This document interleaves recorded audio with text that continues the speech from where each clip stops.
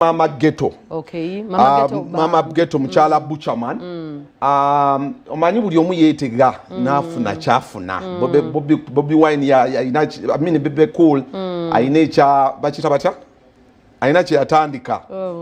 Unstoppable ne kimukolera Kenzo naye n'akola ekikye. Okay. Now Mama Ghetto ayina ekintu kye yatandise bakita Friends of Uganda. That's beautiful. Now her initiative Mukyala mugezi yagambye bannayuganda bayingidde politics kati osango wa DF owampuuga wasango w'ennuupu beekuba ebikonde but it's politics but there's going to be life after politics bw'osango wa NRM kati n'owa nuupu ebyaddala balwana ne beeyuzaayuza naye nga this is politics, a season or something that has to go on.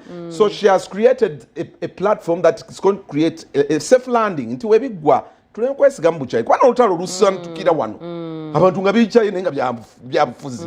So she's trying to harmonize abantu era agenda kutambuza obubaka buno nga bwabulirira abantu banaye mulonde gwe mulonda naye tetweyuza what DF tekigana kunywa amazzi. I know.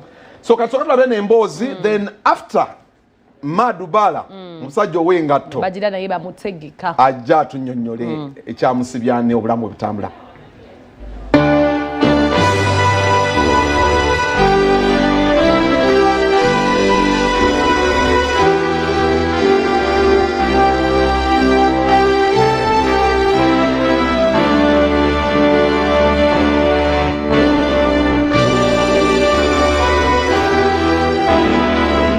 Tubaniriza nnyo leero ku launch ya Friends of Uganda nga omulamwa gwaffe guli our nation, our shared responsibility.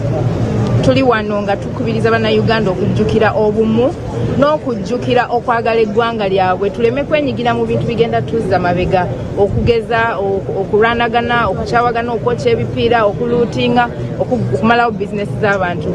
Twesimye nnyo, tubadde wano ne consular wa Uganda to Malaysia. Tulina abagenyi abakulu Honorable Luze n'abalala bangi weebali bazze wano okusigala nga bapreachinga message eno.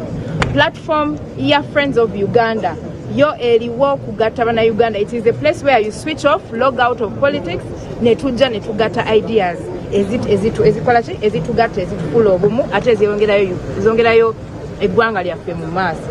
Sijja kutwala credit y'abantu abatandise ekintu kino. Waliwo board number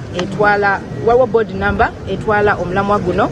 I have been invited olw'emirimu gye mbadde nkola engeri gye mbadde nga nkola emirimu mu community newankubadde politics wali nze nsigaddewo ng'era nkola emirimu egiyamba ki community. So I was identified ne bampita okujja okusobola okwongerako ettaffaali. Sigenda byogerako lwansonga that is the docket eya presidential advisor ku nsonga za ghetto Butchaman. Nze leero nayitiddwa wano mu kitiibwa ne mu kiti kyange nga maama ghetto, omuntu abadde era ng'akyali ku nsonga za community development and Friends of Uganda etukubiriza okwagala eggwanga lyaffe, okwagala gye tuva, okwagala abantu betuwangaaliramu n'okukwata okukola ebintu ebitwala eggwanga lyaffe mu maaso. Ebintu ebyo biwanvu Jjajja Butcha abadde ng'abyogerako, byonna yabyogerako kikono. That is the summary of everything. Yes. Ekikono kyasukka genda kwongerako nnyo bingi kubanga Butchaman akoze press conference abaddeyo ng'abyogerako. Leero tuli wano okukubiriza bannayuganda even ng'ebintu ng'ebyo nga weebiri sigala ng'oyagala eggwanga. Jjajja Butcha asigala agamba nze njagala kola projects ziyamba abantu bange and that is friendship to Uganda. Gwe mulamwa Friends of Uganda twagala eggwanga lyaffe lireme kuddirira.